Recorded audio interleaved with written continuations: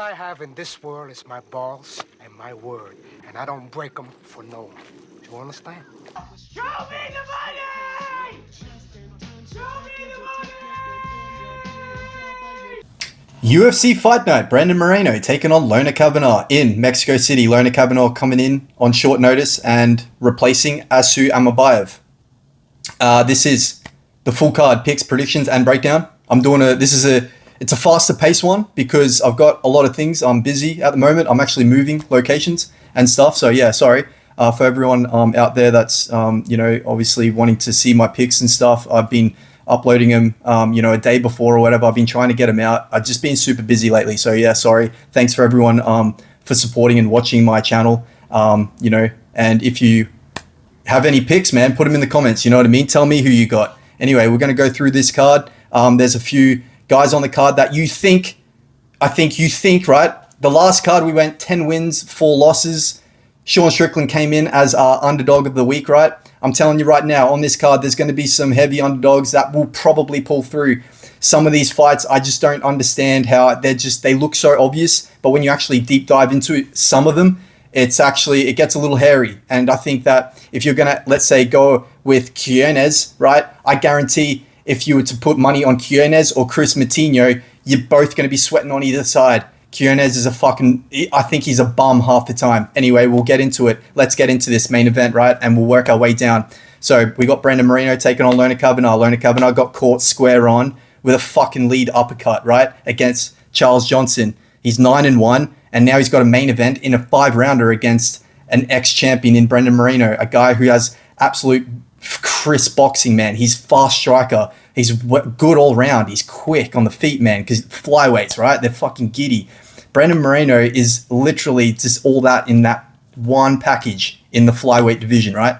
And I really, truly believe, Brandon Moreno is coming off a TKO loss to Tatsuro Taira. I think that Brandon Moreno, this is 2 months and 2 weeks ago, right?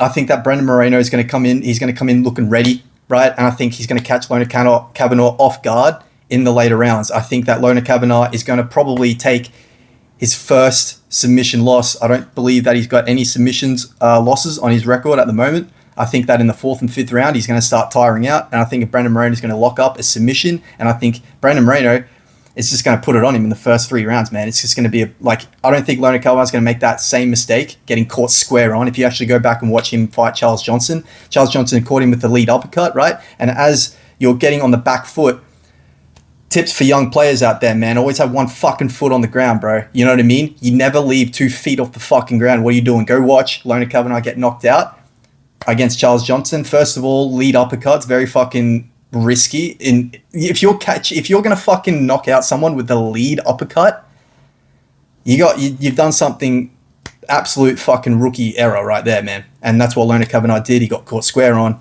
off the ground. His feet were off the ground that split second. Boom. It reminded me of kind of like that knockout recently against with Carlos Prates and Leon Edwards. Leon Edwards got caught off his feet. Never be off your feet ever. Always have one foot planted on the ground. Anyway, nevertheless, let's move on. Brandon Moreno, 4th or 5th round submission against Kavanagh. Moving to the co-main event, we have Marlon Vera taking on David Martinez. Here we go. Now we've got our first one that is a bit hairy. Otherwise, Marlon Vera is the underdog. And I'll tell you this right now, he's a very, very good underdog here. I think David Martinez, in my last breakdown, we had David Martinez by KO. I think there was some predictors that didn't. Oh, no. Okay, yep. We had him by KO, okay? He went to decision with Rob Font, right? David Martinez, he throws with bad intentions. He's kind of similar. You've got a couple of guys on here that throw with bad intentions. Luna is a similar kind of one, but the other one that stands out is Imanol Rodriguez. Imanol Rodriguez and David Martinez kind of have similar type the mentality. It's kind of like that Mike Tyson mentality. You throw with bad intentions. You throw with bad intentions. David Martinez has that in his game. He has that bad intentions, and he's very long. He's a very long striker. He's got very heavy kicks. He likes to keep the pressure. He's very upright. He doesn't really slip with his knees at all, really. And I think that's going to play a factor in here. I think that Marlon Cheeto Vera, as he does, and he is this very slow starter, I think that Marlon Cheeto Vera can actually put it on at David Martinez in the second and third round, man. And it's just going to be a dogfight. I think either Marlon Cheeto Vera gets knocked the F out, or Marlon Cheeto Vera wins on decision. And I just don't see Marlon Cheeto Vera get knocked out. I'm sorry, I don't. Not against a David Martinez. I think a David Martinez is just a little bit... He just needs a little bit more seasoning to beat a Marlon Vera. So I've got a Marlon Vera as the underdog, and I've got him as a 29-28 decision over David Martinez. Moving to the next fight, we have a Daniel Zahuba taking on King Green. Daniel Zahuba, very long kickboxer. He's a very long striker, man. He just doesn't carry that same instinct as I was just saying with the David Martinez. He doesn't carry that bad intentions, you know what I mean? He has very crisp, straight down the middle strikes. Very good. He's very good on the feet, man. He's very, very good. But at the same time, you got Bobby Green. Bobby Green, he beat a Lance in the decision last fight. But, before that, we called the Mauricio Rufy KO, you know what I mean? Spinning heel kick, that was insane. And that would have taken, a couple of years off his life. King Green, man, he likes to just kind of like roll the shoulders, kind of do all this. But when you've got a guy pepping you on the outside, similar to an Ian Gary, right, with less power, obviously, Daniel Zahuba has less power. I think that Daniel Zahuba can actually win, but I don't think he can actually put out a King Green. I don't think so. We will see. He's only 26, right? So he's still got another 4 years till he starts getting some strength. He's still got 4 years to develop, man. You start to develop your strength in those years. 26 and up, you start to develop. The old man's strength is real. We will see. But I've got a Daniel Zahuba to beat a King Green nevertheless, and he's a big, heavy favorite. But I think that a Daniel Zahuba is going to win a 29-28 decision or a 30-27 decision in Mexico City against King Green. I think King Green's coming in just wanting some cash money, you know what I mean? Moving to the next fight, we have Edgar Chairez taking on Felipe Bunes. All right, I'm not going to really get much into this. I think Felipe Bunes is kind of more like a fucking NPC. I've got Edgar Chairez, and I think Edgar Chairez is going to beat this guy, man. I think Edgar Chairez got way better grappling submission game. I think Edgar Chairez is better on the feet. So I've got Edgar Chairez by submission over Felipe Bunes. And I think Edgar Chairez... I think Edgar by third round submission over Felipe Bunes. Moving to the next fight, my boy Imanol Rodriguez. He is going to be a future top 5 flyweight, and you're hearing it here first. Not unless he fills out, because he's still okay. So he's 26. That's all right.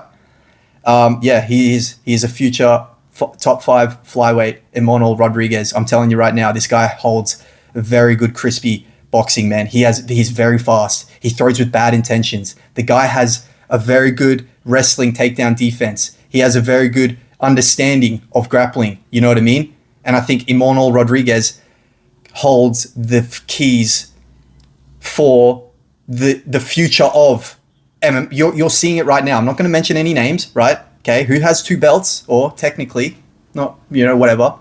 Who's undefeated, right? And who is looking like going to be the next GOAT. He holds very crispy boxing, right? And he has a very good understanding of takedown defense, takedowns, Greco-Roman wrestling. I'm not going to mention any names. You probably know who it is. You know what I mean? And these kind of waves of fighters are going to be, they are the next gen. That's what's changing the game. I'm going to be doing a documentary on this. Boxing is the next art that's changing the game, and it's evolving, right?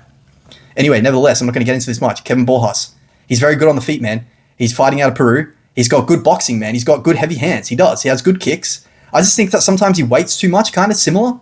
And then on top of that, I don't think he's going to start grappling Imanol Rodriguez. Imanol Rodriguez, if anything, will probably take down a Kevin Borjas if he wants to, if he hasn't finished the fight already. But honestly, I think both of these guys are going to slug it out. I think it's going to be an on the feet affair, nonetheless Imanol Rodriguez starts mixing it up. But I think Imanol Rodriguez is just going to destroy Kevin Borjas, man. I think Imanol Rodriguez, I think that I've got Imanol Rodriguez by TKO. I've got Imanol Rodriguez by TKO over Kevin Borjas. I think Kevin Borjas takes too many shots, man. He's dude, Imanol Rodriguez carries power and flyweight, man. I'm telling you right now, man. We'll see. But I'm telling you, You're going to see this guy develop. He's 6-0. He's a good guy to watch, man. Go check out my rookie series, man. I did a little rookie series on him. He was my first one. I'm going to keep doing them, but he's my first one because he stands out to me. He's one of the DC boys. He's one of Daniel Cormier's boys, you know, and he's very exciting, man. I can't wait to watch this guy prosper, man. He's a future top 5 for sure. Clip it. Moving on to the next fight.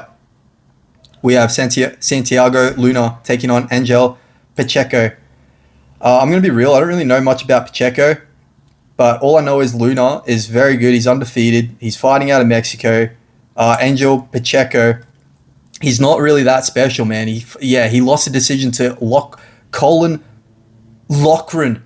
Loughran was an absolute hype job, and he came in and just shat the bed, and I don't even think he holds any power, you know, but this guy, he just takes shots. But then at the end of the day, you got Santiago Luna. He's kind of more of like a unorthodox, long, heavy-handed striker, you know, 1-2, moves around. He's very good at follow-ups, man, and that's how he caught old mate. Like, the way you can just precisely counter someone when they're throwing, or you're taking shots and throwing at the same time, kind of like a triple G, you're a problem. You know what I mean? You can move forward and go through the fire, you know? And I think Santiago Luna's just not going to give a fuck, bro.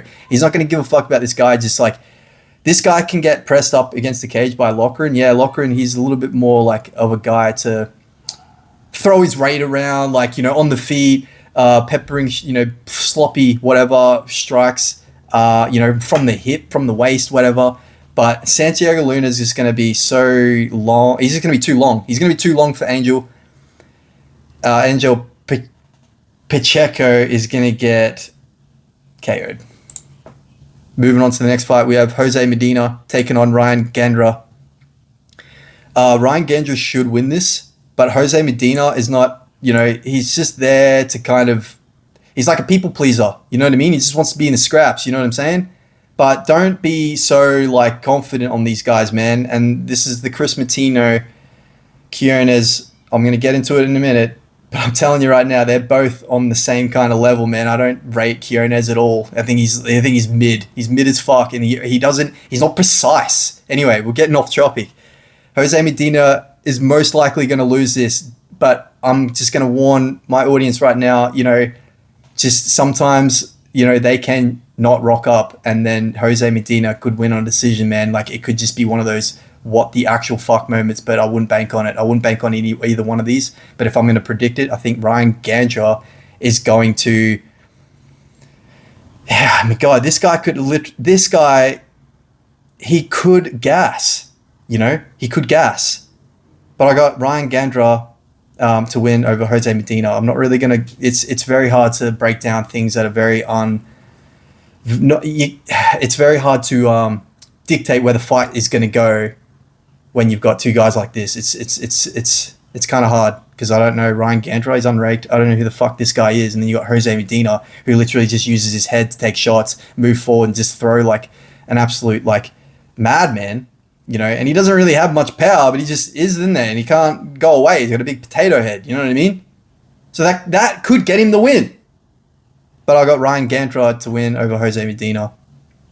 Moving to the next fight, we have Macy Chasson taking on Aline Perez. I think Macy Chasson can get taken down here. Macy Chasson has been known to be taken down. You know, she's really not. And I think the UFC is punishing her here, man. Because I feel like, didn't she miss weight her last fight? I swear to God, she missed weight, and she's still, like, Dana. Okay, my stepdad, Dana, doesn't like that, bro. Do not miss weight, okay? Because now you're getting thrown to a girl who can literally take you down and choke you the fuck out. So I got Aylin Perez by submission over Macy Chasson. I can see it. And then Macy Chasson, think about it. She's lanky. She's got a very long neck, okay? Very long neck.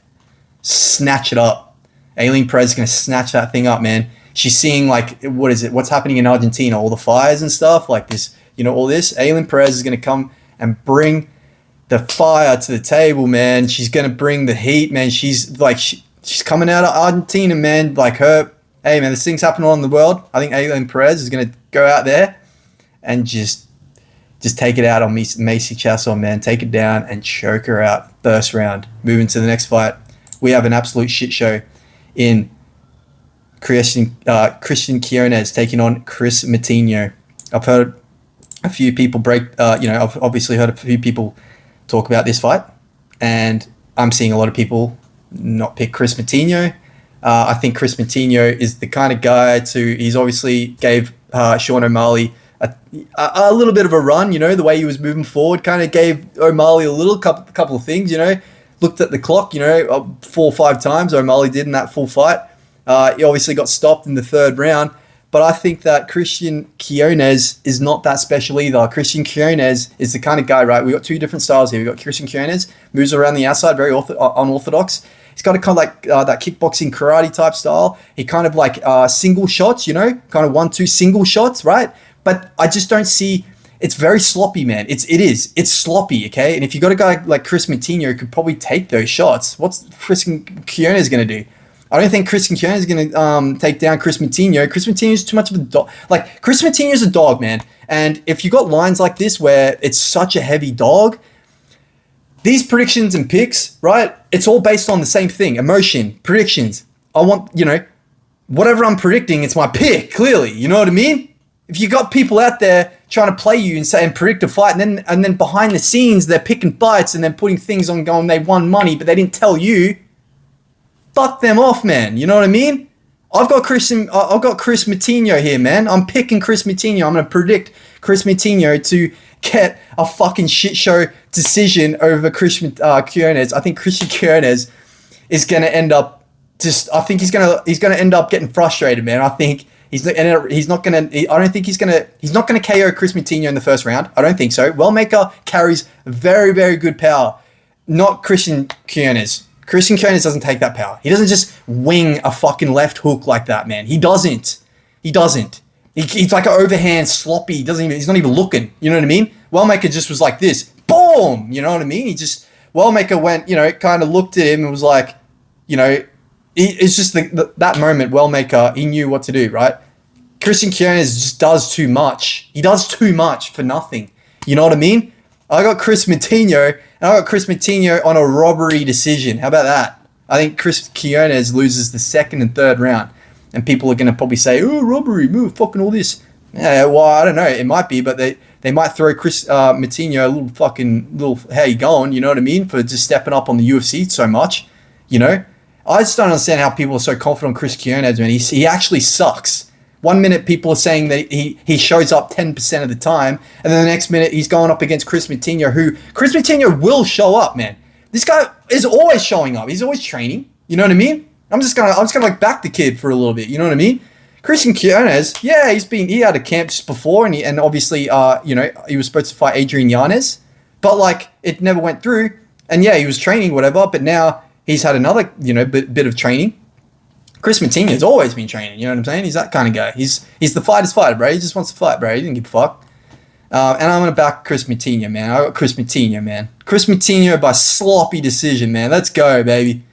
Let's go, man. You deserve to win the UFC, man. Let's go, man. Come on, man. Fuck this Christian Quiones guy. Who the fuck is this guy, bro? It's fucking nobody. Anyway, moving on to the next fight. We have Christian Quiones. Who the fuck is that guy, bro? I don't know. People claiming like people talking like he like fights fucking twice a year. I don't know who the fuck that guy is, man. Get him out of here, bro. He sucks. Anyway, they're both. It's gonna be a shit show anyway. Moving to the next fight, we have Douglas Silva Entourage taking on Xavier Reyes. Douglas Silva Entourage is probably. I've got Douglas Silva Entourage by decision. I think the guy's juiced out. I think he's gonna be juiced out of his mind. He's 40 years old, and we've already seen Ronnie Barcelos. We've seen fucking who. Edison Barboza come through, and they're all fucking 40, and they're getting knockouts. What? Salikov got knocked out. Salikov got a knockout in fucking Abu Dhabi. You know what I'm saying? Or fucking over there in the Middle East. You know what I'm saying? He was obviously juiced out of his mind. I'm seeing all these 40-year-olds juiced. Who was another one? The big dude. Oh my god. I've what's his name? It didn't come to me.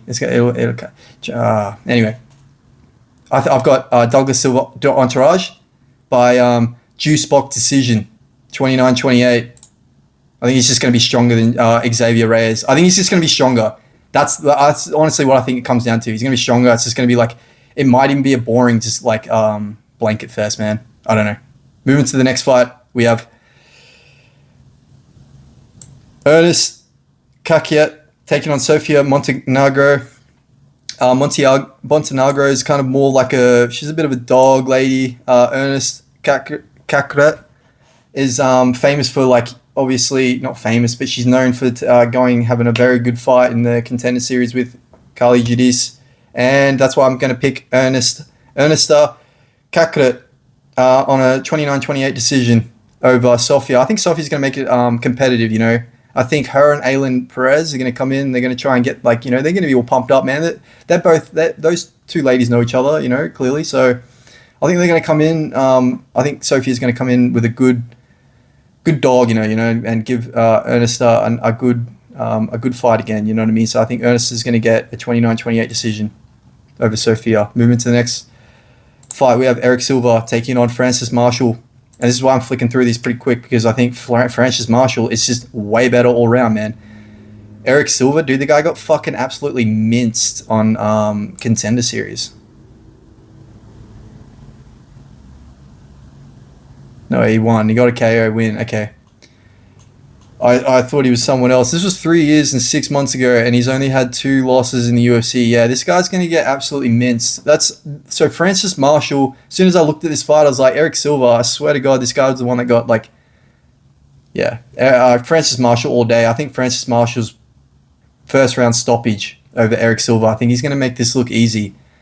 I reckon this guy's probably only got, like, 1 fight left on his contract, and they just have to get rid of him. That's another thing too. People have to realize, like, when you see matchups like this and you go, UFC, what are you doing? Dude, you have to understand, not everyone is going to be fighting every time. 100% of the time, they're always going to be ready. Secondly, not every fighter on the UFC roster is going to want to fight. You know what I'm saying? And then thirdly, they're so picky. The fighters are so picky, man. It's all business. We sit there going, why is Kavanagh fighting Brandon Moreno? Yeah, because, well, first of all, I guarantee the UFC probably wasn't like, let's just go straight to Lona. Dude, Lona was probably like the 5th fighter that they fucking picked. They probably went through 4 other fighters before they went to Lona. You know what I'm saying? So you can't just like there's so many working parts behind the scenes. Anyway, moving on. I've got Francis Marshall by first round stoppage over Erik Silva. Erik Silva, I guarantee that's my fucking prediction. That's his last fight on the UFC. They don't know what to do with him. Get him the fuck out. He's probably broken, to be honest. And he probably doesn't want to say anything, and that's why he's probably just avoiding. Anyway, moving on. Francis Marshall by a first-round stoppage. Moving on to the next fight, we have Wes Schultz taking on Damon Pinas. And Wes Schultz, I think he's got more of like that wrestle-heavy type game. Likes to implement that. Damon Pinas, very, very powerful hands. Very powerful hands. And I've got a Damon Pinas to lose on a decision to Wes Schultz. I think Damon Pinas, so he's only got a 2.5 inch reach advantage. He's only 23. He's turning 24. I think he's 8-1. The other guy is 8-2. But, you know, we've got Wes Schultz, right? And I think Wes Schultz, he's 29, right? He's almost 30. He's got man strength. And I think Wes Schultz is going to end up weathering the fire of the first round of Damien Pinas. I think Damien Pinas comes out. He's got heavy hands, right? He's going to get put on his ass. And I got Wes Schultz by any means necessary. He's a very good dog. Take the dog. Look at that. It's a very good dog, man. Wes Schultz over Damon Pinas by any means necessary. This is Punches of Profits with your host, Nick Collins. Thank you for watching. And I'm sorry. Apologies. I'm going to end up doing more of these. I'm going to end up doing more of the content stuff. But anyway, yeah. I just got a lot of stuff going on, moving and all sorts of stuff, moving locations and whatnot. Anyway, I'm out. Peace.